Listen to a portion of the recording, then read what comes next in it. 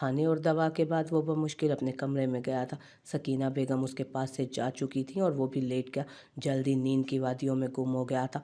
होश तो तब आया जब अपने पास किसी वजूद का गुमान हुआ।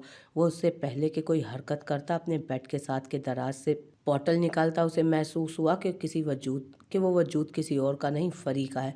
इससे पहले कि वो गुस्से से फटता क्योंकि उसके कमरे में फरी का आना मना था, कुछ आके इतनी रात गया ना, वो उसकी सिसकियों पर खामोश रह गया। हाजिब, आप मुझे इतने प्यारे क्यों लगते हैं?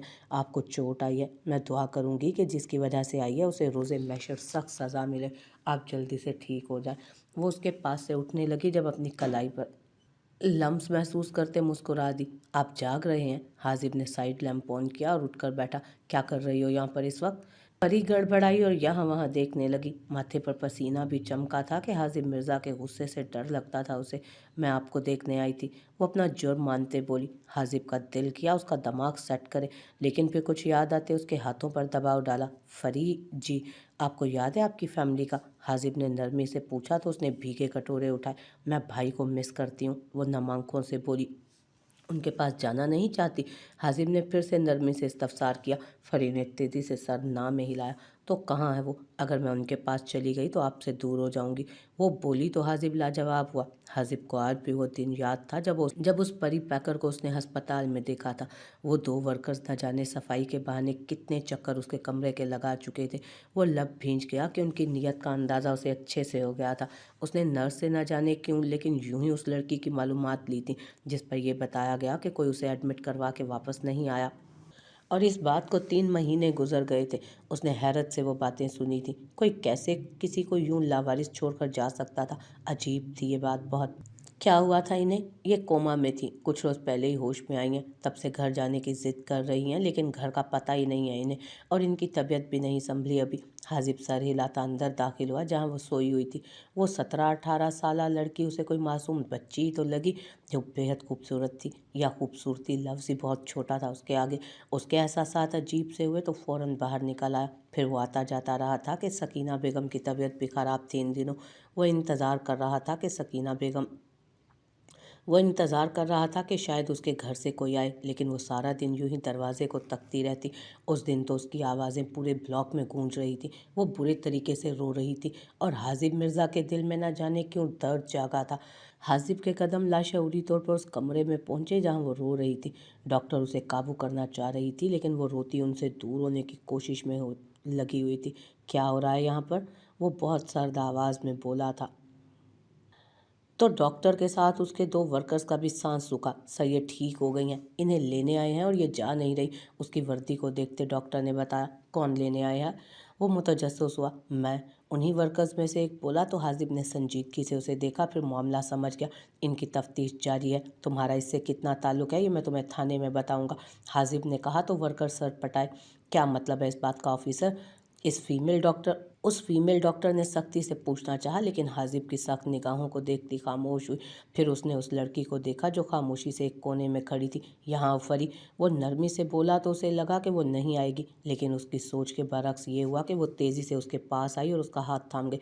चलें, हाजिब हैरान हुआ। मुझे मेरे घर का पता है, आप चलें, वो बोली। तो हाजिब बाहर निकला, जबकि डॉक्टर ने काफ़ी शोर मचाने की कोशिश की, लेकिन हाजिब ने न जाने क्यों लेकिन पहली बार अपना नाम इस्तेमाल करते उसे अस्पताल से निकाल लिया। क्यों? वो नहीं जानता था। सकीना बेगम की रिपोर्ट तो कहीं दूर रह गई, वो इसीलिए गाड़ी में बैठा था। नाम क्या है तुम्हारा सुपर हीरो? वो हाजिब को देखते बोली। तो हाजिब ने पहले हैरानी और फिर मुस्कुराते उसे देखा। हाजिब, हाजिब मिर्ज़ा। लेकिन वो अपनी उम्र से कहीं ज़्यादा मासूम थी। घर कहाँ है तुम्हारा? मुझे नहीं पता, वो कंधे उचकाते बोली। तो तब का पहला झटका हाजिब को लगा। ने तो कहा था कि आपको पता है आपके घर का। हाजिब ने कहा, मैंने झूठ बोला था, नहीं तो वो आदमी मुझे साथ ले जाता, वो संजीदगी से बोली। तो हाजिब ने गहरा सांस भरा। अब उसे क्या करना था, जल्द ही सोचना था उसे। फिर उसने दिल की मानते घर की तरफ गाड़ी मोड़ दी और उसे घर ले गया। सकीना बेगम को उसने सब बता दिया। वो बाहर निकलती उस परी पैकर के साथ बैठ गई तो वो रोती उनके साथ लग गई। क्या तुम्हारी अम्मी हैं? उन्होंने हाजिब के इशारे पर इस्तफसार किया। उसने सर नफ़ी में हिलाया। बाबा, उसने फिर से नफ़ी में सर हिलाया तो दोनों का दिल तड़पा। भाई, वो खामोश रही और फिर से रोने लगी तो सकीना बेगम को उस पर तरस आया। उन्होंने उसे साथ लगाते प्यार किया तो वो मुस्कुरा दी। अम्मी, वो कहती उनके गाल चूम गई। हाजिब मिर्ज़ा साकित सा बैठ गया। साकित तो वो भी हुई थी या शायद उस लड़की को मोहब्बत अरसे बाद मिली थी। उसके बाद से सकीना बेगम के करीब तर हो गई थी वो। उनकी आगोश में अपनी माँ की मुतलाशी थी वो। सकीना बेगम ने उसे संभाल लिया था, लेकिन उसका ध्यान हाजिब पर भी था। वो जो भी कहती वो हाजिब मिर्ज़ा पूरा कर देता था। यही वजह थी कि उसकी उनसियत थी उनसे, जो वक्त गुजरने के साथ साथ परवान चढ़ने लगी। उसे यहाँ आए 6 माह हो गए थे। उसकी दवाएं उसे बाकायदगी से दी जाती थी, क्योंकि हाजिब के डॉक्टर के मुताबिक उसे अपना माजी याद नहीं था। वो उन दोनों के करीब तर होती चली गई कि उसकी सांस लेने का भी ख्याल वहाँ रखा जाता था। और वो जो सालों से मोहब्बत की भूखी थी, मोहब्बत पाते ही सब कुछ भूलती उनमें घुल मिल सी गई। हाजिब, वो बोली तो हाजिब माजी से हाल में आया था। आप मुझे भूल जाएंगे ना अगर मैं चली गई तो? नहीं भूलूंगा, वो उसकी तरफ देखकर बोला था। दिल से सदा आई, तुम्हें कैसे भूला जा सकता है? और हाजिब मिर्ज़ा गहरी सांस भरकर रह गया। क्या नाम है तुम्हारे भाइयों का? वो नरमी से बोला तो फरी के चेहरे पर मुस्कुराहट फैल गई। बहजाद भाई, सफ़ीर भाई। मुझे नहीं याद कि मैं कहाँ थी, शायद मुझे होश नहीं था, मुझे अपना बचपन याद नहीं, वो बताने लगी। शायद ऐसा इसलिए क्योंकि उसे ड्रग्स और मुख्तलिफ दवाएं दी जाती थी, जिसने उसका बचपन मस्त कर दिया था। मुझे फैज़ अंकल ने अस्पताल में जमा करवाया था क्योंकि उनके बेटे ने मुझे मारा था। वो बोली तो हाजिब, जो बहजाद के नाम पर साकित हुआ, चौंका। क्यों मारा था? वो मुझसे शादी करना चाहते थे, जैसे मैं आपसे करना चाहती हूँ, वो मासूमियत से बोली। लेकिन आप तो मुझसे मोहब्बत करती हो ना? और वो पता नहीं कितनी लड़कियों से मोहब्बत करते थे। वो मुझे बिल्कुल पसंद नहीं थे, और ना उनकी दोस्तें जो घर आती थीं। मेरे इनकार पर उन्होंने मुझे धक्का दिया सीढ़ियों से, और उसके बाद का मुझे कुछ याद नहीं। फिर मैं अस्पताल में थी और फिर मुझे आप मिल गए और अम्मी मिल गए। हाजिब खामोश था, बिल्कुल खामोश। यानी उसकी 17-18 साल ज़िंदगी सिर्फ यही थी, कुछ वाक़यात और कुछ यादें, बस। उसका दिल दर्द से भरा था। उसने हाथ उठाया और फरी के चेहरे पर हाथ की पुश्त फेरी नरमी से, कि अब दिल खुद पर काबू नहीं कर पा रहा था। वो मुस्कुरा दी। आप इतने प्यारे क्यों हैं हाजिब? हर बार का बोला जाने वाला जुमला बोला गया। क्योंकि आप इतनी प्यारी हैं मेरी जान, वो दिल में बोला।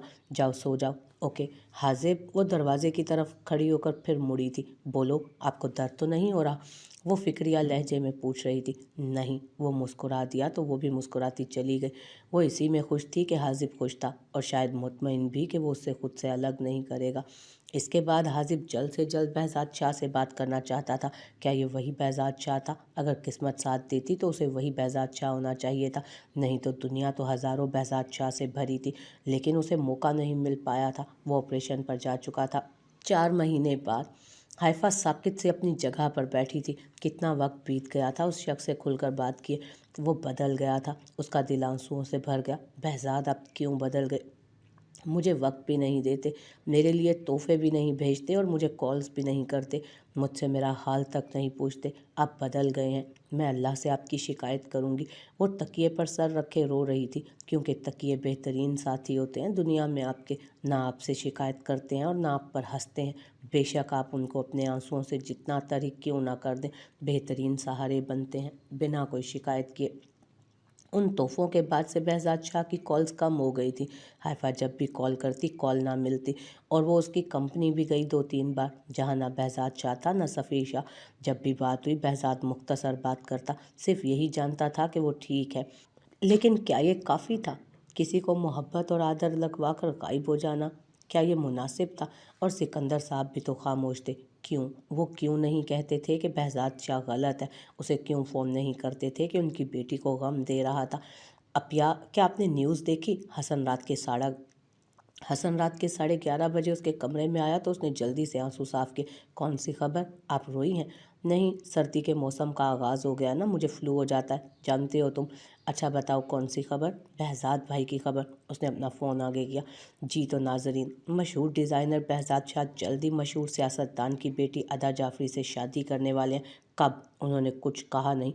उनकी तरफ से कुछ कहा नहीं गया अभी उनकी तरफ से। कुछ तस्वीरें दिखाई जा रही हैं जिनमें बहजाद शाह के साथ कोई लड़की है, जो खूबसूरत होने के साथ साथ बेहद मॉडर्न भी थी, और उनके साथ कंधे से कंधा मिलाए खड़ी थी। हाइफा की नज़रें तो बहजाद शाह के हाथ पर थीं, जो उस लड़की की कमर पर था, और उसकी बर्दाश्त बस यहीं तक की थी। बाबा, बाबा, बाबा जान, वो रोती नीचे आई। सिकंदर साहब और साइमा बेगम तेज़ी से बाहर निकल आए। क्या हुआ मेरी गुड़िया? सिकंदर साहब ने उसे साथ लगाते इस्तफसार किया, जबकि हसन भी उन्हें वही सब दिखा गया जबकि हसन ने उन्हें भी वही सब दिखाया, जिस पर वो खामोश हो गए।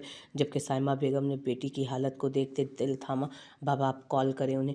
ये सब कैसे हो सकता है? मैं बीवी हूँ ना उनकी, मुझसे निकाह हुआ है ना उनका। बाबा, वो ऐसा कैसे कर सकते हैं? वो हिचकियों से रो दी। सिकंदर साहब उसे साथ लगाते सोफे पर बिठा गए और उसके बाल सहलाने लगे। ये सब झूठ है ना बाबा? वो रोते ही सो गई थी। जबकि साइमा बेगम ने सिकंदर साहब को देखा, जो खामोश थे, बिल्कुल खामोश। क्या हुआ सिकंदर? उसकी हालत देखें। क्यों नहीं पूछते आप बहज़ाद को? पूछूंगा, अभी देर हो गई है, सुबह बात करेंगे, सो जाते हैं आप। वो इत्मीनान से बोले तो साइमा बेगम हवन्नक बने उन्हें देखने लगे। जहाँ वो हाइफा को सर्द हवा न लगने देते थे, और कहाँ आज वो उसकी हालत पर खामोश थे।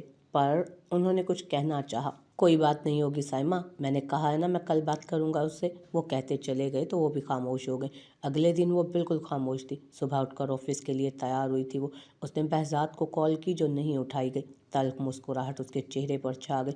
उसने माहा को कॉल की। इन 4 महीनों में वो दोनों बेहतरीन दोस्त बन गई थी कि दोनों के दुख साझे हो गए थे। माही, बोलो, आपकी कॉलेज से वापसी पर मिल सकते हैं क्या? बिल्कुल, माहा ने कहा। वो भी जान गई थी कि हाइफा क्यों परेशान है।